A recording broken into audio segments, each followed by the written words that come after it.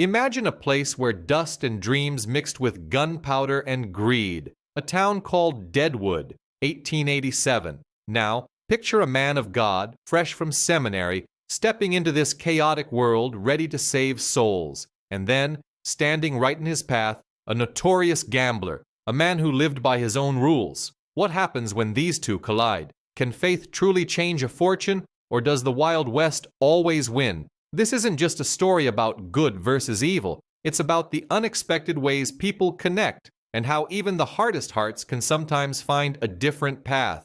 Deadwood in 1887 was a place unlike any other. It was a raw, booming gold rush town carved out of the Black Hills of Dakota Territory. Law was more of a suggestion than a rule, and the loudest voices often belonged to those with the quickest draw or the biggest pile of poker chips. Saloons lined the muddy streets, their doors always open, spilling out music, laughter, and the occasional gunshot. Fortunes were made and lost in a single night, and life itself felt cheap. It was a place where idealism went to die, or so most people thought. Into this whirlwind stepped Pastor Josiah Miller. He was a young man, barely out of his 20s, with earnest eyes and a clean, pressed suit that looked wildly out of place against the backdrop of worn leather and stained denim. Josiah carried a worn Bible and an even more worn heart, full of a fervent belief in God's redemptive power. He had come to Deadwood with a mission, to bring the light of faith to what he saw as a place steeped in darkness. His sermons back east had been well received,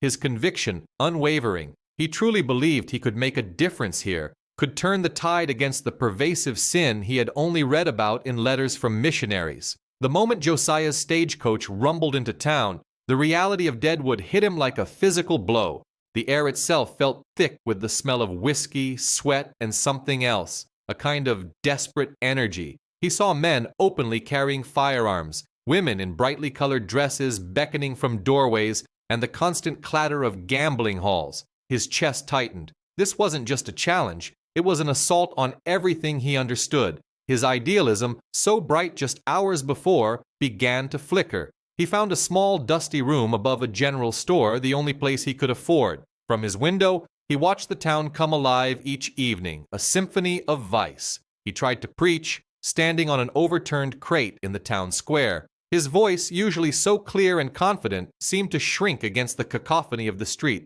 People walked past, ignoring him, or sometimes worse, they laughed. A few threw rotten fruit. He spoke of repentance, of salvation, of a better way, but his words seemed to vanish into the wind, unheard. Disillusionment began to creep in. Each morning he woke with a heavy heart, questioning his purpose. Had he made a terrible mistake? Was this place beyond saving? He prayed long and hard, but even his prayers felt hollow, lost in the noise of Deadwood. The pervasive sin wasn't just in the saloons, it was in the eyes of the weary miners, the hardened gamblers, the desperate women. It was everywhere. He felt like a tiny candle trying to light up an entire vast night. His ability to make a difference, his very mission, felt like it was slipping through his fingers. He had never felt so alone, so overwhelmed. Josiah's days blurred into a cycle of quiet despair and unanswered prayers. He kept trying, of course, but the indifference of Deadwood was a heavy blanket. It was during one of these disheartening attempts to hand out pamphlets that he first truly noticed Elias Lucky Morgan. Elias wasn't hard to spot. He was usually at the Golden Nugget, the biggest, flashiest saloon in town, always surrounded by people, a deck of cards in his hands. He had a quick smile, a sharp wit, and an air of effortless confidence that Josiah, in his quiet piety, found both fascinating and deeply troubling. Their paths crossed more often than Josiah liked. Elias, with his expensive suits and easy charm, was everything Josiah was not. He owned a piece of the Golden Nugget, and his reputation as a fair but ruthless gambler was well known. Josiah, on the other hand, was the oddity, the preacher who talked about a God no one seemed to want. Their first real interaction happened when Josiah, trying to spread a little gospel, found himself standing near Elias's poker table. Elias looked up, a glint in his eye.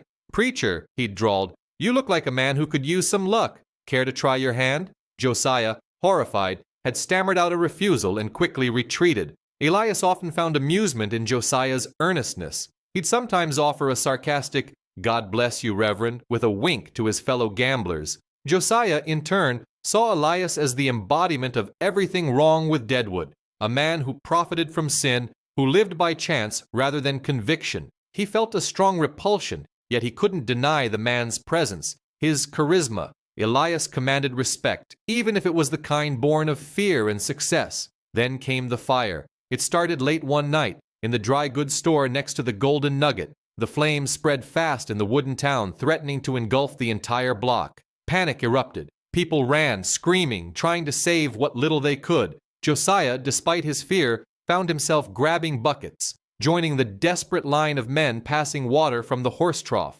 He worked tirelessly, his hands blistering, his lungs burning from the smoke. In the chaos, he saw Elias, not gambling, not laughing, but organizing. Elias was shouting orders, directing men where to break fire breaks, where to focus the water. He was risking his own neck, pulling people out of harm's way, his usual smooth demeanor replaced by a grim determination. Then, a section of the burning roof collapsed near the dry goods store. A young boy, no older than 10, had been trapped trying to save his family's meager belongings. Elias, without a second thought, plunged into the smoke and debris. Josiah watched, holding his breath, as Elias emerged minutes later, coughing, soot-stained but carrying the unconscious boy. He gently laid the boy down, checking for injuries, his face etched with concern. It was a raw, human moment, completely outside the persona of Lucky Morgan. Josiah, despite his earlier judgment, felt a surge of something akin to admiration. He rushed over, offering what little medical knowledge he had, helping to clean the boy's face and check his breathing. Elias looked at him then, really looked at him, not with amusement or sarcasm, but with a shared weariness. "Thanks, preacher," he said, his voice hoarse. "He'll be all right, I think." Josiah nodded, unable to speak, still processing the image of the gambler risking his life. In the days that followed as the town rebuilt, Elias sought Josiah out, not for a sermon, but just to talk. He'd sit on the porch of Josiah's rented room, smoking a cigar, listening as Josiah spoke, not of fire and brimstone, but of community, of caring for one another. Elias didn't convert on the spot. He didn't even stop gambling, but something had shifted. He saw Josiah not just as a naive preacher, but as a man who genuinely cared, who had helped without question. Josiah, seeing Elias's quiet concern for the boy, saw past the gambler to a complex man, capable of courage and compassion.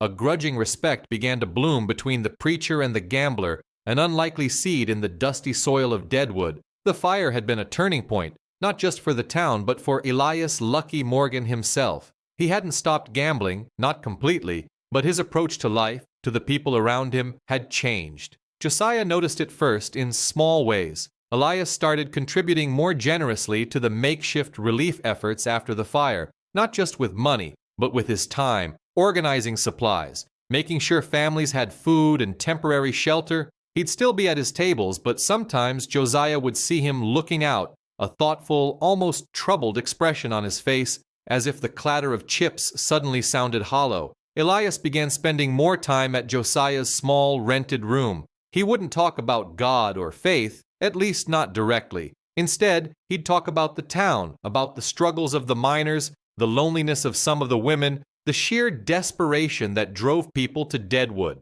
He'd ask Josiah questions, not challenging ones, but genuine inquiries about why people did good things even when it didn't benefit them. Josiah, in turn, didn't preach. He just listened, offering quiet observations about human nature, about hope, about the inherent value of every person. He spoke of choices, not just of right and wrong, but of the power to choose kindness, even in a harsh world. One evening, Elias arrived with a young man, barely out of his teens, who had lost everything at the tables. Instead of just sending him away, Elias had brought him to Josiah, asking if there was any honest work the boy could do around the church. It wasn't much, just sweeping and helping with odd jobs, but it was a start, and it was Elias who paid the boy's first week's wages out of his own pocket. This wasn't a grand gesture, but it showed a shift, a growing sense of responsibility that went beyond his own immediate gain. Josiah saw Elias start to look at his own success differently. He still ran the Golden Nugget, but he began to enforce a stricter code of conduct, cutting down on the most predatory practices, ensuring that the games, while still games of chance, were fair. He even started a small fund, discreetly managed, to help those who had truly fallen on hard times, often contributing to it himself. He didn't announce these things. They were quiet changes, noticed only by those who watched closely. One cold winter morning, Josiah found Elias not at his saloon, but at the edge of town, overseeing the construction of a small, sturdy cabin. It was for the family whose home had burned down and who couldn't afford to rebuild. Elias, usually so impeccably dressed, was in work clothes, his hands calloused, his breath misting in the cold air. He saw Josiah and offered a rare, genuine smile. "Everyone needs a roof, preacher," he said, shrugging off the credit. "It's just common sense." Josiah realized then that Elias wasn't becoming a saint, and he probably never would. But he was becoming something more. He was becoming a man who understood his place in the community, not just as a taker, but as someone who could give back, who could help shape the rough edges of Deadwood into something a little less cruel. The transformation wasn't about religion in the traditional sense, but about humanity. Elias was finding his own way to compassion, driven by the quiet, unwavering example of Josiah. Josiah, witnessing these changes, felt his own faith deepen. He had come to Deadwood expecting to convert souls, to bring light into darkness. What he found was more complex, more nuanced. He learned that change was often slow, quiet, almost invisible. It wasn't about grand sermons or dramatic conversions, but about consistent, genuine human connection. His mission wasn't to turn gamblers into saints overnight, but to plant seeds of decency, of care, of community. He learned that even in the most hardened places, a simple act of kindness, a listening ear, or a shared moment of vulnerability could spark something profound. He had come to Deadwood to save others, but in a way, Elias had helped him understand what true salvation in the messy reality of life really meant. Their unlikely friendship, born from fire and forged in quiet conversations, left its mark not just on them, but on the raw, untamed heart of Deadwood itself. The changes in Elias were subtle, not a sudden switch, but a slow turning of a ship in a wide ocean. He still loved the thrill of the game, the sharp wit, the strategic dance of cards and money, but now there was an undercurrent of something else. He started to see the faces around his tables not just as marks or competitors, but as people, each with their own story, their own desperation, their own small hopes. This new perspective didn't make him soft, but it made him more deliberate. He'd occasionally offer a quiet word of advice to a young player too deep in over his head, not out of charity, but almost like a seasoned mentor. Josiah continued his work, his small church becoming a quiet haven in the boisterous town. He didn't preach fire and brimstone anymore, at least not often. His sermons became more about resilience, about finding strength in community, about the simple dignity of hard work and honest living. He saw how Elias's actions, far more than any sermon, were changing the atmosphere, even if just slightly. The saloon, while still a saloon, felt less predatory, less desperate. The fights were fewer, the cheating less blatant. Elias had a way of making his intentions clear without ever raising his voice, a look that could stop trouble before it started. One particularly harsh winter, a flu epidemic swept through Deadwood. The town, used to quick deaths by bullet or knife, was unprepared for this silent, creeping killer. Doctors were overwhelmed and fear gripped everyone. Josiah naturally was at the forefront, tending to the sick, offering comfort, doing what little he could. But it was Elias who surprised everyone. He closed the Golden Nugget, not just for a night, but for a whole week, turning it into a makeshift infirmary. He organized his staff, usually dealing cards and pouring drinks, into nurses and caregivers. He used his own money to buy medicine, blankets, and food. This wasn't a calculated move. It was an instinctive response to a crisis. Josiah watched, amazed, as the shrewd gambler became an impromptu leader, his usual sharp commands now directed at organizing relief efforts, his quiet authority calming the panic. Elias didn't talk about God or salvation, but his actions spoke louder than any sermon. He simply saw suffering and responded.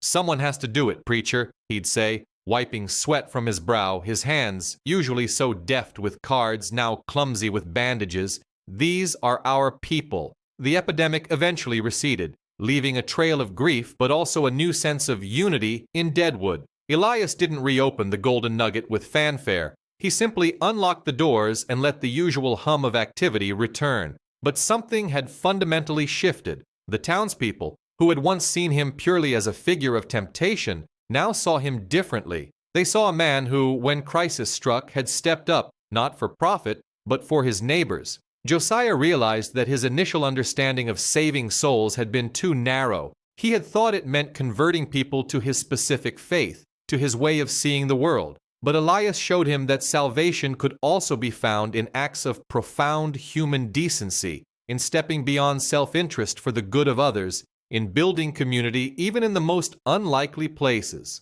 Elias hadn't found God in a traditional sense, but he had found something equally powerful, a deep, quiet sense of responsibility and connection to his fellow man. Their friendship deepened further after the epidemic.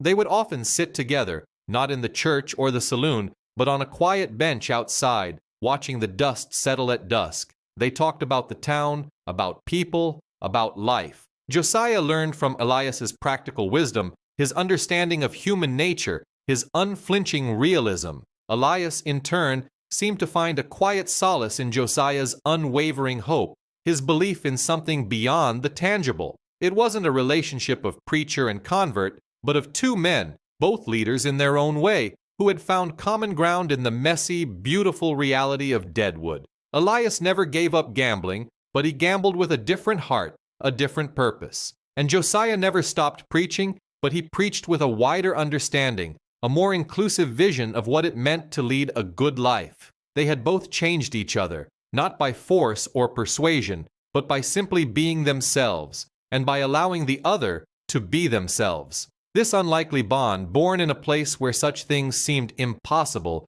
became a quiet testament to the enduring power of human connection. Elias began to question his life more deeply after the epidemic. It wasn't a sudden change, no dramatic conversion experience like Josiah might have expected. Instead, it was a slow, quiet shift, like the shifting sands of the desert. He started small. The first thing was his employees. He'd always paid them fairly, but now he began to talk to them differently, asking about their families, listening to their problems, sometimes even offering advice that wasn't about work or gambling. He set up a small fund for any worker who fell ill, something unheard of in Deadwood. Then there was the Golden Nugget itself. He didn't turn it into a church, but he did make some changes. He stopped allowing the most aggressive forms of cheating, quietly but firmly dealing with card sharks who preyed on the naive. He even started closing a little earlier on Sundays, giving his staff a chance to rest or, if they chose, to attend Josiah's services. He never went himself, but he made sure others could. Josiah watched these changes with a mix of surprise and profound satisfaction. He saw Elias not as a project to be completed, but as a person evolving, finding his own path to decency. It wasn't the kind of salvation Josiah had once preached about, but it was salvation nonetheless. Elias was finding a different kind of richness,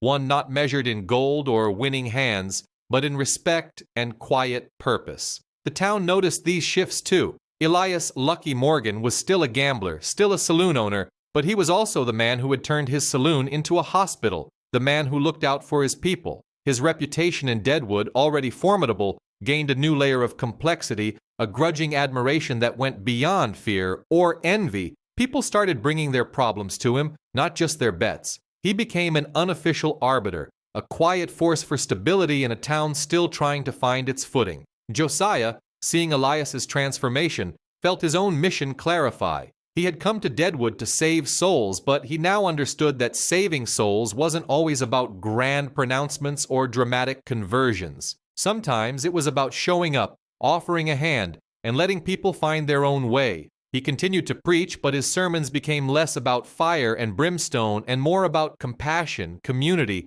and the quiet dignity of human connection. He spoke of acts of kindness, of shared burdens, of the unexpected goodness that could bloom even in the harshest soil. He realized that his mission wasn't about bringing Deadwood to God, but about finding God within Deadwood, in the resilience of its people, in the unexpected acts of grace, in the unlikely friendships that formed across seemingly impossible divides. Elias was living proof that change was possible, not just for the devout, but for anyone willing to look inward. Their friendship, once a strange anomaly, became a quiet fixture of Deadwood life. They would still sit on that bench, sharing stories and observations. Josiah would tell Elias about the struggles of the new families arriving, seeking a better life. Elias would tell Josiah about the undercurrents of the town, the whispers, the unspoken rules, the hidden kindnesses that often went unnoticed. Elias never fully abandoned his old life. The golden nugget still thrived and he still played cards, but there was a subtle difference in his eyes, a calm reflection that hadn't been there before. He still sought profit, but not at any cost. He still enjoyed the thrill of the game, but without the desperate edge of earlier years. He had found a balance, a way to navigate his world with a new sense of integrity. Josiah, in turn, found his faith strengthened by this unexpected alliance. He saw that God's work wasn't confined to church walls, but was alive in the everyday choices people made, in their struggles and their triumphs. He learned that true faith wasn't about rigid adherence to rules, but about an open heart and a willingness to see the divine in everyone, even a hardened gambler like Elias. Their story, though never preached from a pulpit or boasted about in a saloon, became a quiet legend in Deadwood. It was a testament to the idea that even in the most lawless of places, human connection and belief could spark profound change. It was a story of two men from entirely different worlds who found common ground not by changing who they were, but by expanding their understanding of what was possible, proving that empathy and friendship could indeed transform lives, one quiet act at a time. The dusty streets of Deadwood, once a symbol of wild abandon, now held a subtle undercurrent of hope, woven by the unlikely bond between a preacher and a gambler. The impact of their unlikely friendship stretched further than just the two of them. It was subtle at first, almost imperceptible. Josiah noticed that his small Sunday services, which had once been sparsely attended, began to draw a few more faces. Not many, but enough to feel like a shift. He saw a few more women, a couple of minors, even a saloon girl or two, sitting quietly in the back, listening. He didn't preach differently, but maybe the town saw him differently now, not just as a naive outsider, but as someone connected, someone who had earned a measure of respect through his association with Elias. Elias, without ever overtly endorsing Josiah's church, subtly directed people toward him. If someone came to him with a problem that felt beyond the scope of a gambling hall, he might just say, "Maybe you should talk to the preacher about that. He's a good listener." These small nudges coming from a man like Elias carried weight. They weren't commands, but suggestions, and in Deadwood, a suggestion from Elias often opened doors. The overall tone of Deadwood didn't change overnight. It was still a rough-and-tumble place, full of ambition, greed, and quick tempers. But there was a growing undercurrent of something else, a quiet acknowledgement that perhaps there was more to life than just striking it rich or surviving another day. The acts of kindness that Josiah had once highlighted in his sermons now seemed a little more common, a little less surprising. People were still tough, but maybe a little less hard. Josiah found himself less lonely. He wasn't just the preacher anymore. He was a part of the fabric of Deadwood. He knew the names of the shopkeepers, the struggles of the families trying to build a life, the hopes of the miners digging in the hills. He still had his moments of doubt, times when the sheer scale of the town's challenges felt overwhelming. But then he would think of Elias, of the transformation he had witnessed, and his resolve would return. It wasn't about changing everyone, he reminded himself, but about being a light where he could, and trusting that light would spread. Elias, for his part, found a depth to his life he hadn't known was missing. His days were still filled with cards and business, but now they also included quiet conversations with Josiah, a shared meal, a moment of reflection. He still ran his business with a shrewd mind, but he also found himself making decisions that considered the well-being of his employees, or even the struggling families in town. He wasn't giving away his fortune, but he was investing in his community in new ways, subtle ways that didn't draw attention but made a real difference. He funded a small, informal schoolroom for the children who had no other place to learn. He didn't announce it, just quietly paid for a room and a teacher. He saw it as a good investment in the future of the town, and perhaps in the future of Deadwood's next generation of card players. Josiah, of course, was thrilled, and sometimes he would volunteer to teach a lesson or two, bringing stories from his own life into the dusty classroom. Their story, as it unfolded, became a quiet testament to the enduring power of empathy. It showed that even in a place like Deadwood, where self-interest often reigned supreme, human connection could bridge the widest gaps. It was a story of two men a preacher, and a gambler, who found common ground not by abandoning who they were, but by expanding their understanding of what was possible. They proved that friendship and belief could indeed transform lives, one quiet act at a time. The dusty streets of Deadwood, once a symbol of wild abandon, now held a subtle undercurrent of hope, woven by the unlikely bond between them. They showed that even in the most hardened places, a spark of change could ignite and grow. The transformation wasn't just in Elias, but in the ripple effect he created. Josiah saw it firsthand. The small school Elias funded grew, and soon other business owners, inspired by Elias's quiet generosity, started contributing. It wasn't always money. Sometimes it was supplies, or time, or simply a willingness to look out for their neighbors a little more. Deadwood was still Deadwood, but the edges were softer, the air a little less thick with desperation. Josiah continued his sermons, but now they were less about fire and brimstone and more about the quiet strength of community, the power of small acts of kindness. He spoke of Elias often, not by name but by example, illustrating how one person's change of heart could inspire many. He saw more faces in his small congregation, faces that had once been hardened by the frontier life, now showing a flicker of curiosity, even hope. He realized his mission wasn't to convert everyone to his specific faith, but to plant seeds of goodness, to show that even in the chaos there was room for compassion. Elias, for his part, never became a churchgoer. He still preferred the clatter of cards and the smell of whiskey to hymns and sermons. But his perspective had shifted. He saw his saloon not just as a place to make money, but as a hub, a place where people gathered, where he could subtly influence things for the better. He settled disputes more often with words than with fists, and his reputation as a fair, if still formidable man grew. He still gambled, but now he gambled with a different kind of stake, the well-being of his town. Their friendship deepened with time, becoming one of the most unlikely and respected bonds in Deadwood. They were often seen together, the stern preacher and the sharp-dressed gambler, sharing a meal or a quiet conversation on the porch of Elias's saloon. People would nod respectfully as they passed, understanding that something unique had formed between these two very different men. It wasn't about erasing their differences, but about finding strength in them. Josiah eventually built a proper church, a modest wooden structure that stood as a beacon of hope on the dusty main street. Elias was the largest anonymous donor. He never wanted credit, just the satisfaction of knowing he had helped build something good. The church became a place not just for worship, but for community gatherings, for solace, and for lending a hand to those in need. Years passed. Deadwood evolved, becoming a more established town, less wild, more civilized. Josiah continued to preach, his hair now streaked with gray, his voice still strong but softened by wisdom. Elias continued to run his businesses, his eyes still sharp, but with a warmth that hadn't been there years ago.